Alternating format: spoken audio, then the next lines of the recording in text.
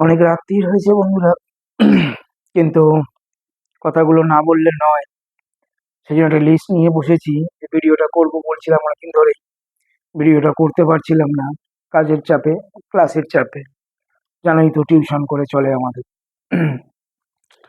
তো ভিডিওর প্রথমে আমি আজকে বলেছিলাম যে আমার এই আজকের ভিডিওটা সম্পূর্ণ পরিমাণে আমার ছাত্রছাত্রীদের জন্য, বা যারা অন্যান্য স্যার ম্যাডামদের কাছেও পড়ো, টিচারদের জন্য, টিচারদের কাছে যারা পড়ো, সমস্ত রকম স্টুডেন্টদের জন্য। তো অনেকগুলো ইস্যু নিয়ে বসেছি। সত্যি কথা বলছি, ভিডিওর ফার্স্টেই বলে দিচ্ছি, যাদের সত্যি কথা বলতে গেলে সময় থাকবে তারাই একমাত্র ভিডিওটা মন দিয়ে শুনবে। এবং আমি রিকোয়েস্ট করব, যদি আমি ভুল কিছু বলে থাকি অবশ্যই কমেন্টে লিখবে। আর সত্যি যদি আমি ভুল কিছু বলে থাকি বা সেটা যদি তোমরা আমাকে ফিল করাও কমেন্টে লিখে, যে হ্যাঁ স্যার বা দাদা তুমি ভুল বলেছো, আমি অন্যায় স্বীকারও করে নাও।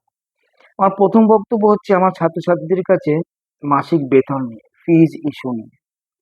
যারা ঠিক টাইমে দিয়ে দেয়, যারা আমাদের ফিজ সম্পর্কে বোঝে, তাদেরকে নিয়ে আমার কোনো আপত্তি নেই বা তাদেরকে নিয়ে আমি কিছু বলছি না। কিন্তু যাদের কিছু বাচ্চাদের কাছে আমি খুব প্রবলেম ফেস করি। এক এক তো টাইমে ফিস পাই না। অন্যান্য টিচার বা যে সমস্ত টিচাররা মাসের 1 তারিখ 5 তারিখে ফিস চায়, আমি ভাবি তারা কি সত্যি, তার মানে তারাই হয়তো ঠিক করে। আমাদের ফিস ডেট থাকে 10 থেকে প্রায় নিয়ার অ্যাবাউট 13-14 তারিখ। তো সেইটা ওভার হয়ে যায়, তাও মাঝে মাঝে পাই না। আমি বাচ্চাদেরকে বলতে চাই, পারলে তোমাদের গার্জেনদেরকেও শুনিও, তোমাদের ফিজে, তোমাদের বেতনে, মাসিক বেতনে আমাদের সংসার চলে। আমাদের এটাই প্রফেশন, এটাই আমাদের জীবিকা। আজকে শুনছিলাম একটা জায়গায়, তাদেরকে অন্যান্য কোচিং এর বন্ধু বান্ধবরা, একজন স্টুডেন্ট বলেছে যে শিক্ষক মানে তো গুরু, গুরু যদি শিক্ষা দেয় তো শিক্ষা দিয়ে সে আবার ফিস চাইছে, এটা সঠিক নয়। তো হয়তো সেই বাচ্চাটা ঠিক কথাই বলেছে, কিন্তু আমি তার সাথে, সে তো বাচ্চা ছেলে, তার সাথে আমি কোনো বিতর্কে যাব না। তো আমি যে বলেছি তাকে আমি দেখিও নি। তো সেই জন্য তাকে উদ্দেশ্য করে এবং যারা শুনেছে তাদেরকেও সবাইকেই বলছি যে দেখো, বর্তমানে শিক্ষকতা আমার তরফ থেকে, আমার টিমের তরফ থেকে, এটা আমাদের জীবিকা এবং আমাদের প্রফেশন। তোমাদেরকে আমরা যে সার্ভিসটা দিই, এই সার্ভিসের বিনিময়ে আমরা আমাদের পারিশ্রমিকটা নিয়ে নিই। এবার কথা হয়ে রইলো যে পারিশ্রমিকটা বেশি না কম। তো আমার কাছে বা আমার প্রশিক্ষণ কেন্দ্রে আমার টিচারদের কাছে যারা ক্লাস করো, তারা প্রত্যেকে খুব ভালো করে জানো যে কতটা কম ফিজে পড়াশোনা করানো হয় বা ঠিকঠাক ফিজ নেওয়া হয় কিনা। যাদের মধ্যে একজন দুজন অনেক পোর ক্যান্ডিডেট পড়ে যায় বা একটু নানা রকম অসুবিধায় থাকে, তাদেরকে আমরা সাহায্য করি কিনা সেইটা সম্পর্কেও সবাই জানো।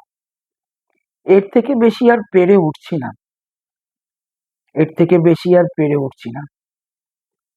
ফিজ আমার প্রশিক্ষণ কেন্দ্রে পড়তে গেলে 10 থেকে 13 তারিখের মধ্যে দিতে হবে। না হলে আমি তোমাদের কাছে সবার শেষে একটা রিকোয়েস্ট করব, যদি না দিতে পারো তো। কারণ আমি আবারও বলছি, তোমাদের চোখে টিউশন টিচার মানে বিশাল বড় লোক, তো সেইটা নিয়ে বিতর্কে আমি যাব না। আমি শুধু এইটুকুই বলবো, তোমাদের যে মাস গেলে তোমরা যে বেতনটা দাও তাতে আমাদের সংসার চলে। আর আমার প্রশিক্ষণ কেন্দ্রের টিচাররা প্লাস আমি, আমরা 10 থেকে 12 তারিখের মধ্যে, আমরা 10 থেকে 13 তারিখ আমরা এরকম ফিজ নিয়ে থাকি। আমরা মাসের 1 তারিখ থেকে ঘ্যান ঘ্যান করি না আদার্স টিচারদের মতো। তো ঠিক এই টাইমের মধ্যে ফিজটা দিয়ে দেওয়ার চেষ্টা করো। আমার পক্ষে আর সম্ভব নয় 15 তারিখের পরে, আপনাকে ম্যাক্সিমাম একজন দুজন স্টুডেন্ট আমি 15 কি 16 বা 17 আমি ওয়েট করলাম, বাট সবার জন্য নয়। দ্বিতীয় কথা হচ্ছে, যারা সত্যি অনেক পোর ঘর থেকে আসে বা অনেক প্রবলেমে থাকে, তাদেরকে তো আমাদের ইনস্টিটিউট থেকে সাহায্য করা হয়ই। কিন্তু খুব দুঃখের সহকারে একটা জিনিস জানাচ্ছি, আমার সাথে ঘটেওছে, অনেকবারই ঘটেছে। আমি এই মেসেজটা আমি সমস্ত স্টুডেন্ট এবং গার্জিয়ানদেরকে বলি, আমি আগেও বলেছি। উদাহরণস্বরূপ আমি বলছি, ধরুন এপ্রিল মাস থেকে ক্লাস 11 এর পড়াশোনা শুরু হয়েছে। সেই বাচ্চাটি আমাদের কাছে অ্যাডমিশন নিল জুলাই মাসে। তো আমরা কিন্তু বলি যে ম্যাডাম বা স্যার, আমাদের জুলাই মাস থেকেই ফিসটা আপনার চালু হলো। আমরা কিন্তু আর বলি না যে এপ্রিল মাস থেকে যে চালু হয়েছে পড়াশোনাটা সেখান থেকে ফিস কাউন্ট করে আমাদের দিই। তাহলে মনে হয় সেটা করলেই ভালো হতো। কারণ এপ্রিল মে জুন যে বাচ্চাটা 3 মাস আমাকে মাইনে দিয়েছে, তার কি অপরাধ? যে জুলাই মাসে ভর্তি হয়েছে তাকে তো আমি সবটাই শেখাচ্ছি এক্সট্রা ক্লাস দিয়ে, এক্সট্রা ডেকে। তাহলে সেই বাচ্চাটা কম ফিস কেন দেবে? তো আমরাও তাতেও কিছু আমরা কম মানে কমপ্লেন বা করি না, কিন্তু এরকম কিছু হয়েছে। একটা অভিভাবক, আমার রাগ নয় এটা, মানে দুঃখ লাগে, আমরা টিচাররা চাইতে পারি না, বাট তাও দিনের শেষে আমাদের হাত পেতে ফিসটা চাইতে হয় অনেকের কাছে। যে স্টুডেন্টটাকে বলছি, আমি কিছু বলিনি, সে গার্জেন নিজে থেকেই বললো, স্যার আমার মেয়ে তো 15 তারিখ থেকে পড়তে আসলো, জুলাই মাসে, মানে সরি এটা তো জুলাই মাস চলছে, জুন মাসে, তো আমি আপনাকে তাহলে জুন মাসের হাফ টাকা স্যার ফিস দেবো। ভাবুন একবার, মানসিকতা কোথায় চলে গেছে। আমি তাকে খারাপ বা ভালো আমি কিছুই বলতে চাইছি না, আর আমি না সেই গার্জেনটাকে ঘুরে আমি কিছু বলতেও পারি। কি বলবো, যদি কেউ নিজে থেকে না বোঝে তাহলে আমাদের পক্ষে আর বলা সম্ভব নয়। সে যদি আমাকে জুন মাসের পুরো ফিসটাও দিত তাহলে আমি ব্যাপারটাকে অ্যাকসেপ্ট করে নিতাম যে ঠিক আছে চলো বাদ দাও। কিন্তু সে সেই মাসের 15 দিনের হিসাব করছে, এবার তার মেয়েকে যে জুন, জুলাই, এপ্রিল, মে, জুন যা পড়ানো হয়েছে সেইগুলো সব আমি এক্সট্রা ক্লাস দিয়ে, এক্সট্রা লেবার দিয়ে তাকে তৈরি করে দিচ্ছি, তার কিন্তু কোনো মূল্য নেই। সেই মানুষটা কিন্তু তার টাইমিং দেখে নিল। নেক্সট পয়েন্ট, ক্লাসের অনিয়ম। প্রত্যেকটা টিচারের কাছেই দেখেছি 100টা স্টুডেন্ট থাকলে 15-20টা স্টুডেন্ট ডিস্টার্ব হয়ে থাকে। আমাকে একটা স্টুডেন্ট বলছে কি জানেন কদিন আগে, থাকে অর্জুনপুর বা মানে স্কুল পাড়ার ওই ভিতরের দিকে থাকে। তো তাকে আমি এক্সট্রা ক্লাস দিয়েছি সামনে এইচএস পরীক্ষা বলে, থার্ড সেমিস্টারের পরীক্ষা বলে, যে আমার বাগুইআটি সেন্টারে একদিন করে এক্সট্রা আসবেন। ওদের বুধ আর শুক্র ক্লাস করে, সোমবার দিকটাও দিয়েছি। তো সেই ছেলেটা আমাকে বলছে যে স্যার আমার দূর হয়ে যাবে, অর্জুনপুর স্কুল পাড়া থেকে, কোচিং থেকে আপনার কোচিং আমি দূর হয়ে যাবে, কি করে আসি বলুন তো। ভাবুন কি উত্তর দেবো, অথচ ওই ব্রাঞ্চেরই ক্লাস 11-এর মেয়ে স্টুডেন্ট, কিন্তু সে আমার কাছ থেকে এক্সট্রা ক্লাস চেয়ে নিয়ে বাগুইআটিতে ক্লাস করে নিল। তো আমি এখন কি বলবো ছেলেটাকে, ভাবুন কত রকম স্টুডেন্ট ফেস করি। নেক্সট, এই সাবজেক্ট চুজের দিকে আমি একটা কথা বলি। বেশ কিছু স্টুডেন্ট, আমি জানি না কাদের কথা এরা ম্যানিপুলেট হয় নাকি নিজেরা নিজেরা নিজেদের ডিসিশন চেঞ্জ করে। তো স্টুডেন্টটা বিকম পড়াশোনা, এই সরি মানে ক্লাস 11-12 কমার্স পড়লো, ভালো ভালো স্টুডেন্ট, ইন্টেলিজেন্ট, কমার্স সম্পর্কে দারুণ অভিজ্ঞতা। সে কলেজে যখন উঠছে বিসিএ নিয়ে নিল। আমি বলছি না বিসিএ খারাপ, বিকম করলে কি বিসিএ করা যায় না? এখন সবকিছু করেই সবকিছু করা যায়, কিন্তু সে কমার্স থেকে ডাইরেক্ট বিসিএ চেঞ্জ করে দিল। সে একবারও ভাবলো না যে তার সেটা কত বড় প্রবলেম হতে পারে ফিউচারে। তার বেস কিন্তু কমার্সে তৈরি হয়ে রয়েছে, আর সে কমার্স সম্পর্কে অভিজ্ঞ, এবং সে 11-12 এনাফ, মানে বেশ কোয়ালিটি ওয়ালা স্টুডেন্ট। সে বিসিএ করবে, ডেটা অ্যানালাইসিস করতে, করো না, কিন্তু বারণ করে। তোমার বিসিএ তে যে সাবজেক্ট গুলো পছন্দ হয়েছে সেগুলো তুমি সাইডে আলাদা করে কোর্স করো। কিন্তু কমার্স ক্যান্ডিডেট তুমি ছিলে, তুমি যদি সেখান থেকে সিএ পড়তে, তুমি যদি বিকম করতে, তুমি যদি এমবিএ করতে, তুমি accounts, income tax, tally, GST, তুমি যদি এগুলো শিখতে, তা আরো উন্নতির পথে এগোতে, আরো বেশি উন্নতির পথে এগোতে। যার মনে হলো আমার এটা বলা উচিত। সেকেন্ড, আমার 4 নম্বর পয়েন্ট, আমার খুব দুঃখ আর কি, এখনকার স্টুডেন্টদের লাইফ জীবনযাপন বিরক্ত হয়ে গেছি মোবাইল ফোন গেমে। এত গেম মোবাইলে, এত গেম, এত গেম, এতই যখন ইন্টেলিজেন্ট তোমরা এত গেমের মধ্যে, তাহলে আমি আন্তরিকভাবে রিকোয়েস্ট করবো আমার প্রশিক্ষণ কেন্দ্র ছেড়ে দেবো। এই 4টে পয়েন্টই বলে রাখলাম, ক্লাসে অনিয়ম, সাবজেক্ট এরকম দুমদাম চেঞ্জ করে নেওয়া, বেতন নিয়ে এরকম অসুবিধা, 13 তারিখের মধ্যে দিতে পারছো না, আর এই মোবাইলের গেম, ওরে বাপ রে বাপ।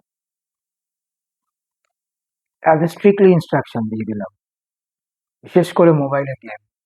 আমার সেন্টারে, আমার 3টে সেন্টারে আমি দেখি কাউকে খেলতে, ছেলে হলে তো আমি চ্যাংদোলা করে পিটাবো, মেয়ে হলে কিন্তু আমি রাস্তায় কান ধরে দাঁড় করিয়ে রাখবো, এবং গার্জিয়ান ডেকে এনে আমি কিন্তু বেশ ভালোই রকম কথা শুনিয়ে কিন্তু আমি বার করে দেবো। নেক্সট হচ্ছে ফোনে রিলস বানানো। রিলস বানাও, রিলস বানানো তো অপরাধ নয়।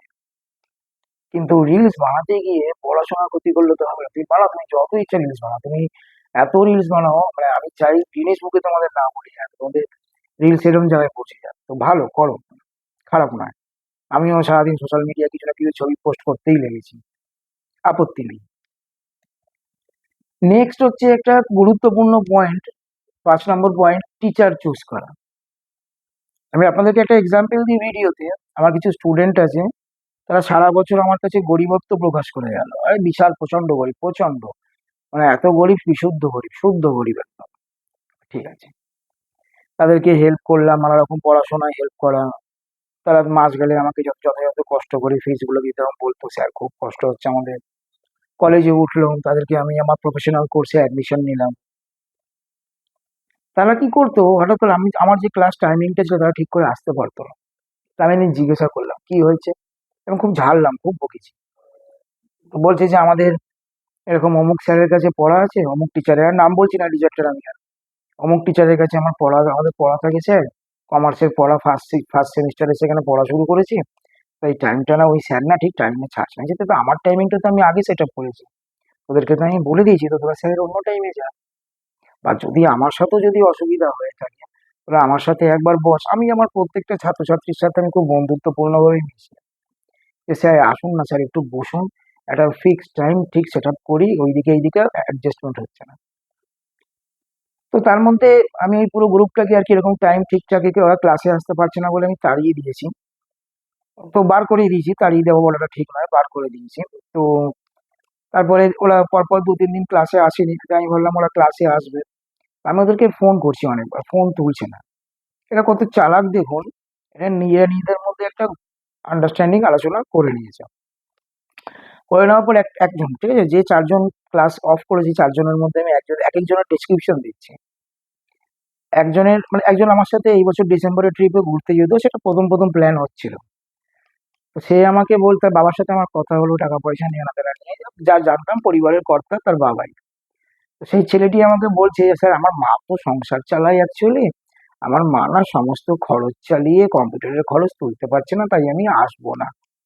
ওকে, একজন আমাকে বলছে, একটা ছেলে, সে আমাকে বলছে স্যার আমি এই মুহূর্তে আমি মানে ম্যাক্সিমাম দিন কলেজ করে এসেও পারতো না, মানে কলেজ করে এসে খুব কষ্ট হয়ে যেত বুঝলেন তো, মানে ওফ বাবা, কলেজ করে আসার পর যে কষ্ট হয় না, আর কি বলবো আপনাদের, প্রচুর জার্নি করতে হয় তো ওদের। ওরা উল্টোডাঙা বা বিচ পার্ক বা শিয়ালদা এরকম জায়গা থেকে বাসে করে যখন বাড়িতে চলে আসে, ওদের খুব প্রচন্ড টায়ার্ড হয়ে যায়, এত টায়ার্ডনেস আপনি নিতে পারবেন না, বাপ রে বাপ, বলে যে টায়ার্ড হয় না, ইমিডিয়েট ওদের গ্লুকন ডি গ্লুকোজ প্রতিদিন দেওয়া দরকার, আসতে পারতো না।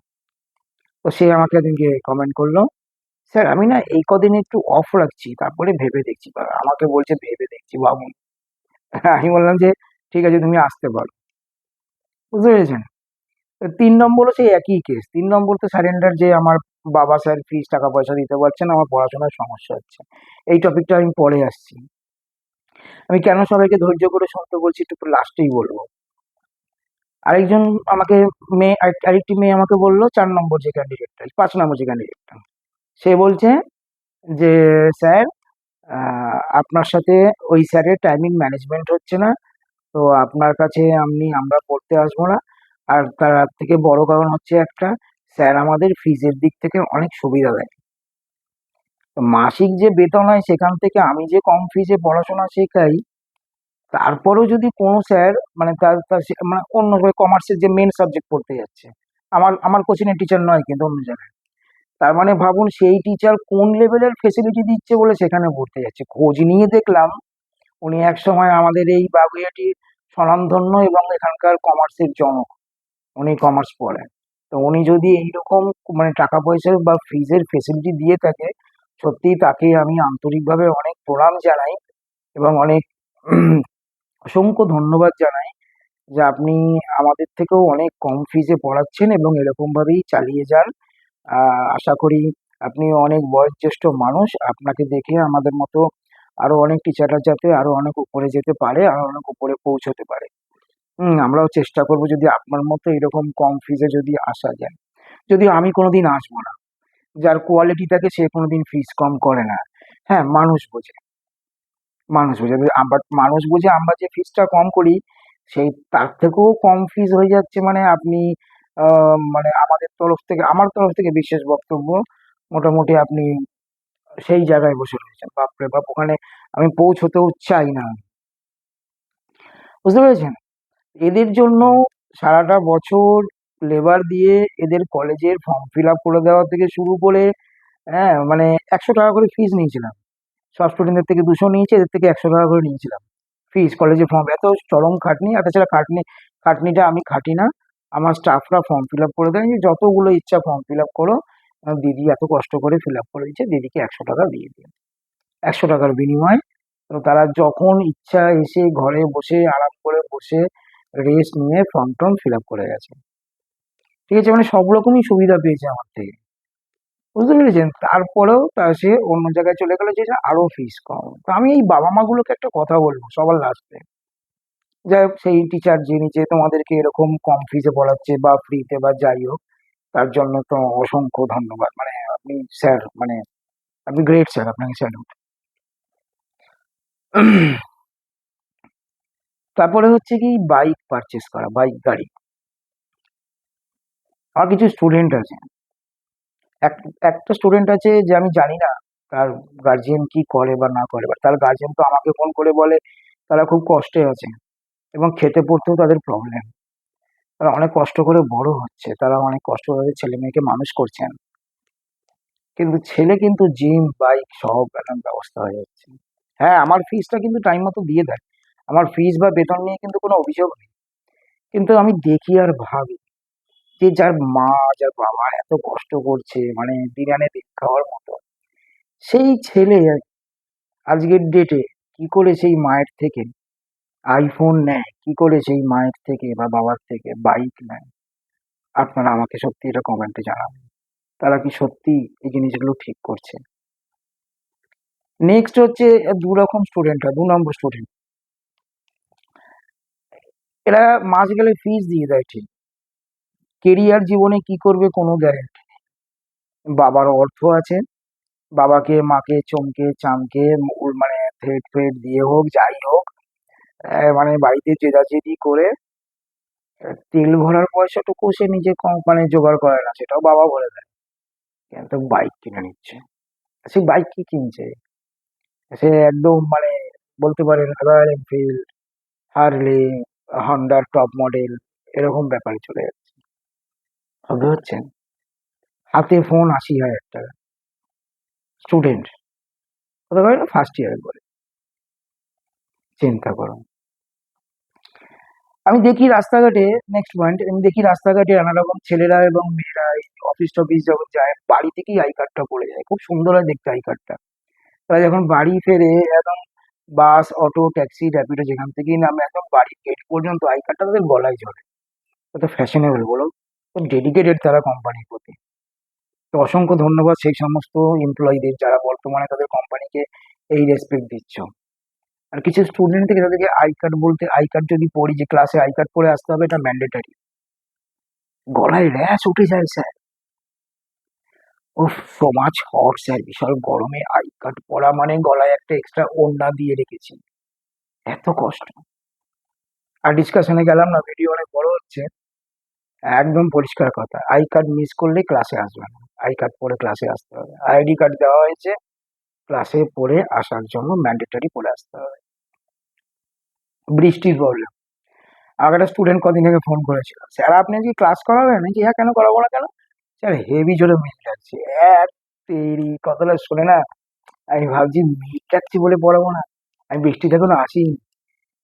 আমি স্যার, আমি কি নোটিশ দিয়েছি যে পড়াবো না? স্যার কিরম গরম গরম করে মেঘ ডাকছে।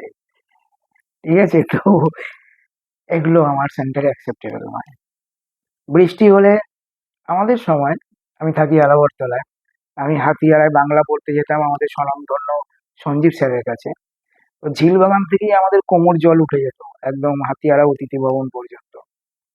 একদিনও কিন্তু পড়া মিস যায়নি, ওই জল ঠেঙিয়ে কিন্তু পড়তে গেছি।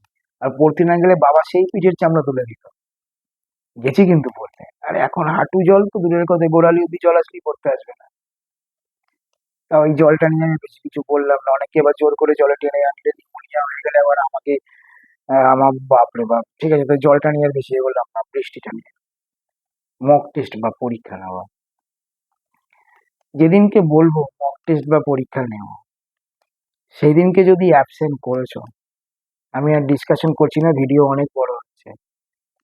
বাকিটা আমি পরের ক্লাসে বুঝে নেবো। পরীক্ষা বা মক টেস্টের দিন যদি অ্যাবসেন্ট করেছো। নেক্সট হচ্ছে এখনকার ছেলেরা। ব্যাগ থেকে তো অনেকেরই হামেশাই পাই। এরা অ্যালকোহল এবং সিগারেটে বেশ ভালোই আসক্ত। যে কজন করে আর কি তাদেরকে বলছি। কি বলবো? সবকিছুর একটা বয়স থাকে। প্রত্যেকটা জিনিসের একটা বয়স থাকে। দয়া করে সেটা সেই বয়সে করলেই মানায়। বাকি তোমাদের ইচ্ছা। কারণ আমার সামনে যদি পড়ে গেছো কখনো অ্যালকোহল বা সিগারেট, আমি আমার পায়ের থেকে জুতো খুলে ওইখানেই চাপিয়ে দেবো। ওই রাস্তাতে যদি আমার সামনে পড়ে গেছে।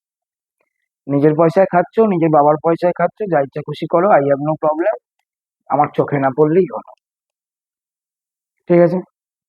Next, slang. বন্ধুদের সাথে কি করো আমার দেখার দরকার নেই। আমার চোখে যেন না পড়ে যায়, ক্লাসে যেন কখনো না আমার কান অব্দি চলে আসে যে তুমি তোমার পাশের কোনো বন্ধুকে ফট করে স্ল্যাং দিয়েছো, এটা আমি শুনতে পেয়ে গেছি। ব্যাস, আর বেশি কিছু বলার নেই, স্ল্যাং নেই, এইটাই। এবার আসি অল্প বয়সে কাজ করা। পড়াশোনা করার জন্য অল্প বয়সে কাজ না করাটাই ভালো। পরিষ্কার কথা বলে রাখি, পড়াশোনা যদি করতে হয় দাঁতে দাঁত চেপে, এটা গার্জেনদেরকে বলবো, সবার লাস্টে বলবো, বাচ্চাদের অল্প বয়সে কাজের জন্য। আমি বলেই দিই, ম্যাডাম বা স্যার, আপনারা যারা গার্জেনরা শুনছেন, পড়াশোনা শেখাতে গেলে ম্যাডাম বা স্যার খরচা করতে হবে। আর যদি আপনি মনে করেন যে আপনার ছেলে মেয়েকে পড়াশোনা একদম আপনার ছেলে মেয়ে যতদূর চাইছে করাতে পারবেন না, তাহলে পড়াশোনা শেখানোর কোনো দরকারই নেই। মাধ্যমিক অব্দি হেভি হাই প্রোফাইল স্কুলে পড়িয়েছেন, আর টানতে পারছেন না। উচ্চ মাধ্যমিক একটু ছোট স্কুলে পড়েন, তাও এইচএস হয়ে গেল। এবার আপনি আপনার ছেলে বা মেয়ের পিছনে মানে বিরক্ত হয়ে যাচ্ছেন, হ্যাঁ সবাই কাজ করছে, এই করছে, রোজগার করছে, এই করছে, আমি আর টানতে পারছি না, যা তোরা তোদের নিজেরটা নিজে বুঝে নে। তো মনোবল ভেঙে দিলেন বাচ্চাটা। সেই বাচ্চাটা এবার ছোটখাটো কোনো কাজ করতে গিয়ে আর পড়াশোনা করতে চাইবে না, পারবে না, পেরে উঠবে না। তখন এদের কেরিয়ার গুলো কিন্তু নষ্ট হয়ে যায়, আর সোসাইটিতে বেকারত্ব বাড়ছে। মাধ্যমিক উচ্চ মাধ্যমিক কেন, গ্রাজুয়েশন করেও আজকে ডেটে কিছু হয় না। তো আমার কাছে বক্তব্য, আপনার বাচ্চা যে জিনিসটা নিয়ে পড়তে চায় ভবিষ্যতে, সেটার প্ল্যানিং আপনি আপনাদের ছোটবেলা থেকেই করে নিন এবং সেভিংস করা স্টার্ট করে দিন। যতদিন না আপনার ছেলে বা মেয়ের কেরিয়ার তৈরি হচ্ছে বা দাঁড়াচ্ছে, ততদিন আমার মনে হয় আপনাদের as a guardian, as a parents পিছনে পড়ে থাকা উচিত। তাতে যদি মনে হয় চিকেনের জায়গায় যদি নুন ফ্যান ফ্যান ভাত খাবেন খান। আমার বাবা মা আমাকে সেইভাবেই মানুষ করেছে। আর একটা ছেলের স্ট্যাবলিশ হতে গেলে ম্যাডাম বা স্যার, আমাদের বাঙালিদের বিশেষ করে 28 থেকে 30 বছর বয়স অব্দি লেগে যায়, অত সহজ না স্ট্যাবলিশ হওয়া। আপনি 24-25 বছর বয়সেই আপনার ছেলে মেয়েকে বলবেন সংসারে টাকা দে, এই দে, ওই দে, তোর বাবা একা পেরে উঠছে না। কেন? তাহলে আপনি আগে থেকে প্ল্যানিং করেননি কেন ফ্যামিলি? আমার বাচ্চা কাচ্চা নেই বলা উচিত নয়। আপনি আগে থেকে প্ল্যানিং করে চলেননি কেন? পড়াতে হয় পড়িয়েছেন, যতদূর পেরেছেন টেনেছেন, আর পাচ্ছেন না তাই না করে দিয়েছেন। কেন? তাহলে স্কুলে পড়াচ্ছেন কিসের জন্য, কলেজে পড়াচ্ছেন কিসের জন্য? আপনাদের একটা প্ল্যান আছে যে আমার ছেলেকে আমি এই তৈরি করবো, বিজনেসম্যান করুন না সার্ভিসম্যান করুন, এই তৈরি করবো। তো সেই অবধি প্ল্যানিং করে নিয়ে পুরো রেডি থাকুন। আমি সেই সমস্ত গার্জেনদেরকে বললাম এই কথাটা যারা পেরে ওঠেন না। আর গরিবত্ব নিয়ে আমার কাছে আসবেন না যে আমি খুব গরিব, আমার ছেলেকে আমি এইচএস অব্দি পড়িয়েছি আর পড়াতে পারছি না, কি করি? তাহলে পড়িয়েছেনই বা কেন? আপনি গরিব বা বড়লোক সেটা পরের কথা না, আপনি প্ল্যানিং করেননি কেন আমার ছেলে বা মেয়েকে আমি এই পর্যন্ত পড়াবো, তার জন্য আমাকে যা করতে হয় করে নেবো। প্যারেন্টস তো, গার্জেন তো আপনি। আপনার ছেলে বা মেয়ে খারাপ হোক ভালো হোক সব পরের কথা। কেরিয়ার তৈরি করবেন বলেছেন, তো যতদিন না তার কেরিয়ার তৈরি হচ্ছে, তাহলে আদর্শ বাবা মা তৈরি হন। আপনাদেরকে আমার ছোট করার উদ্দেশ্য নয়, কিন্তু আদর্শ বাবা মা তখনই তৈরি হয় যখন তার ছেলে বা মেয়ে যতক্ষণ না স্ট্যাবলিশড হচ্ছে, সেই শেষ দিন পর্যন্ত তার বাবা এবং তার মা তাকে সাপোর্ট দিয়ে গেছে। এবং এরকম গার্জেন আজকের ডেটে প্রচুর আছে, যারা তাদের ছেলে মেয়েকে একদম শেষ বয়স, একদম যতদিন না স্ট্যাবলিশড হচ্ছে সাপোর্ট করে গেছে। ওরকম হওয়ার চেষ্টা করুন। মাঝপথে বলবেন আমি আর পারছি না, পড়াশোনা ছেড়ে দিই।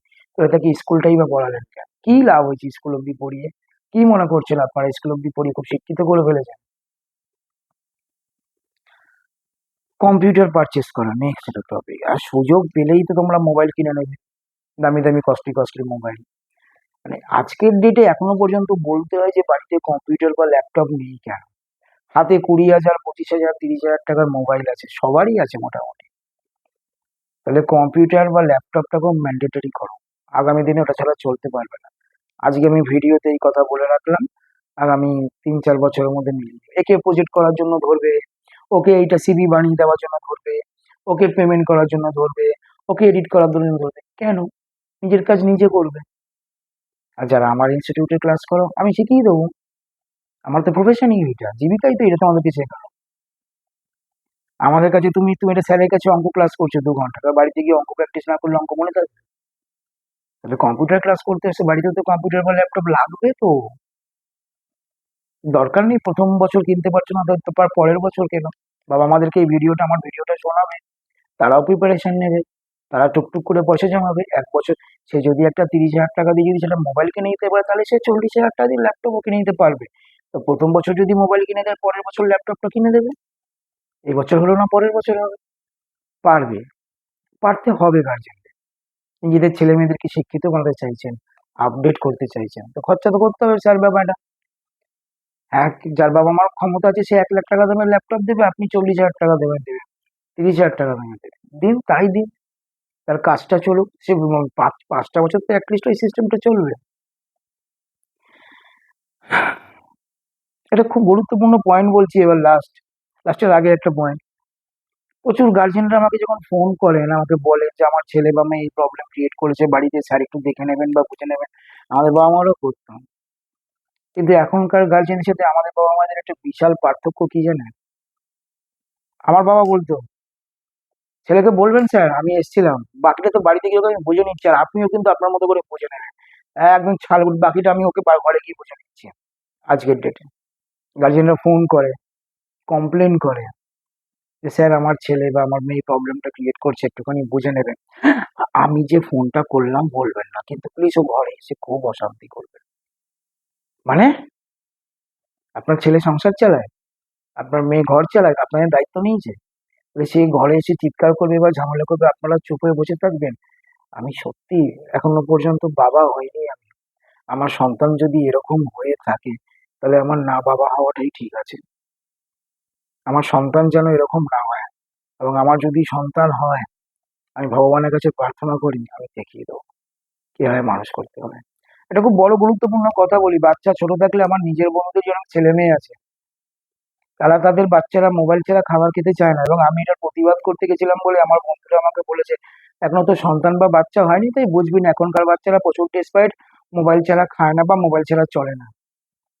আর আমার একটা কলিগ, সে আমাকে বলছে, অভিষেক দা, আমার যদি বেবি হয়, আমি আর আমার ওয়াইফ দেখিয়ে দেবো কি করে মোবাইল ছাড়া বাচ্চাদের মানুষ করা যায়। আমি জানি না সে তার বাচ্চাকে পারবে কিনা মোবাইল ছাড়া মানুষ করতে, বাট প্রচেষ্টা বা তার চেষ্টা কিন্তু রয়েছে।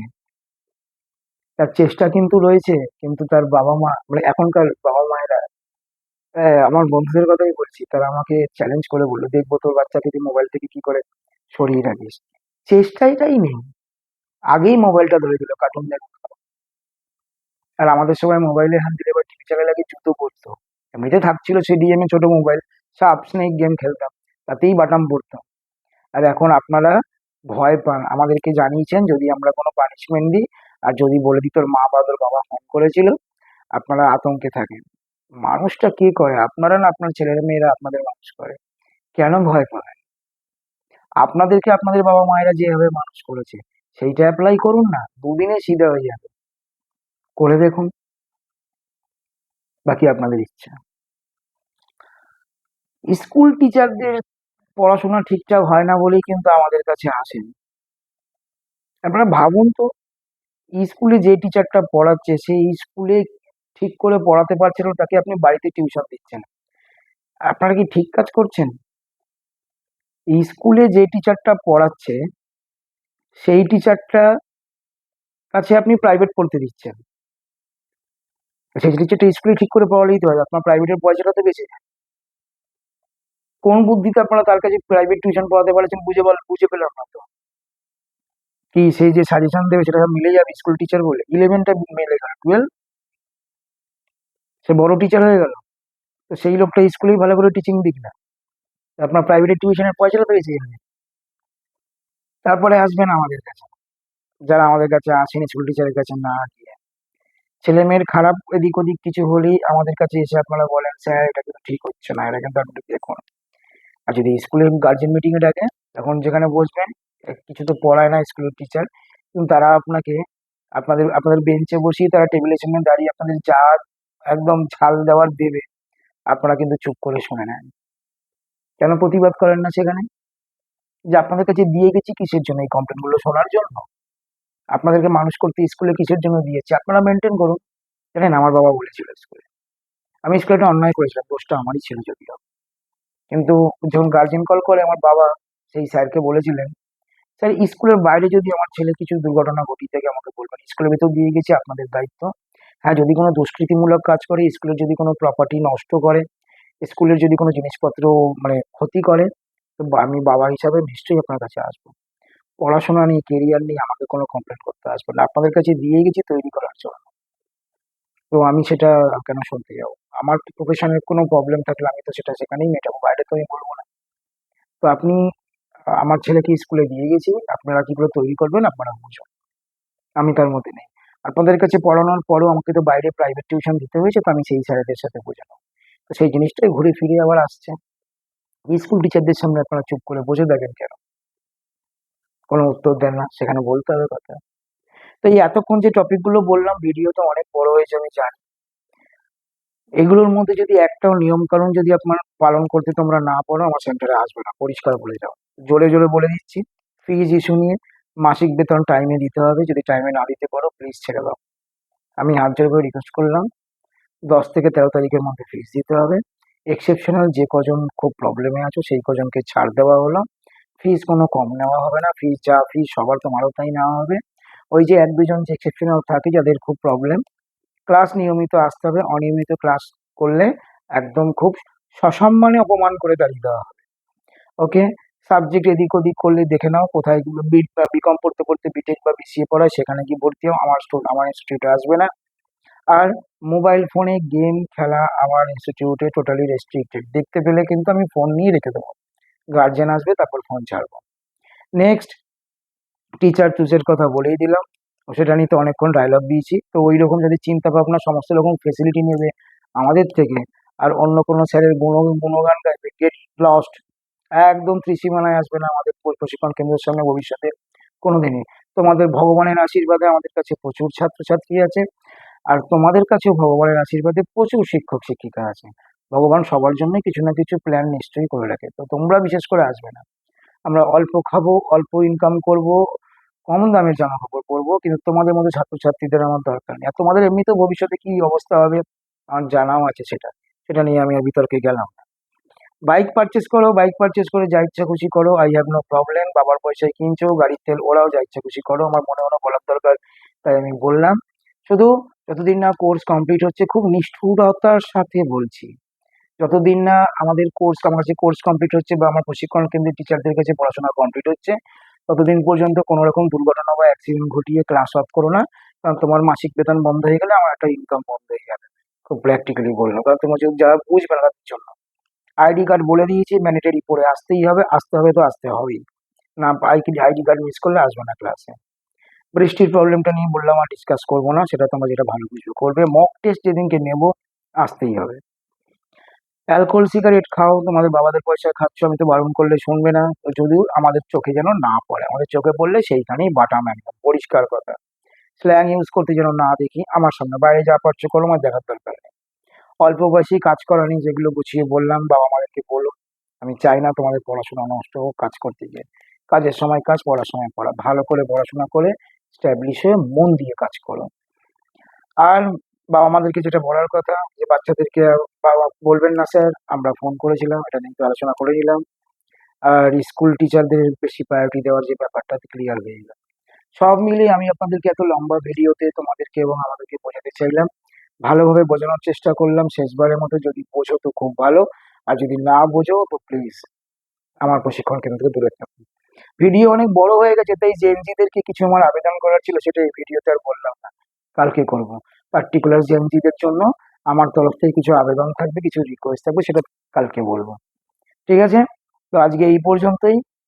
আহ, বাকি তোমাদের ইচ্ছা, যদি ভালো লাগে শেয়ার টেয়ার করবে, কমেন্ট করবে, একদম পরিষ্কারভাবে বলে দিলাম। আর ভিডিও লাস্টে আর দুটো পয়েন্ট বলার ছিল, সেটা এখন বলবো না, ওটা কালকে জেনজিদেরকে নিয়ে ভিডিও করব, সেখানে বলবো। হ্যাঁ, অনেক রাত্রি রয়েছে। Good night.